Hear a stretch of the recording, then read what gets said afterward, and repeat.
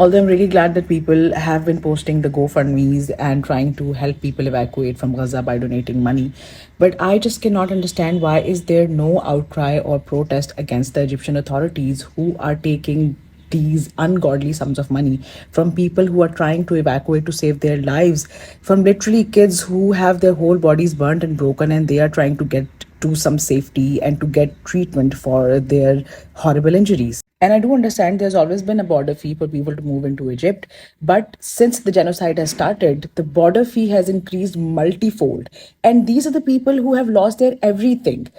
People from all over the world are collecting money for them to just evacuate to safety. All of this money, the hundreds and thousands of people have raised, this could have had gone into their rehabilitation. This money could have helped them in so many different ways. So, where we are trying to influence the American, British, French, German governments to try and do more to stop this genocide, where is the outcry against the Egyptian government? Why are we not trying to pressurize them to stop taking this extortion money? The Egyptian authorities could have taken less than 10% of the money that they are already taking and still made money off of this.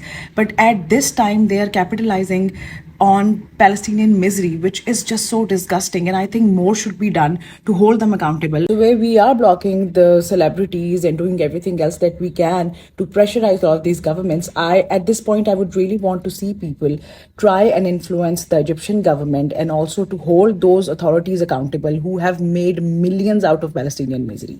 Please, let's just come together and do something about this as well.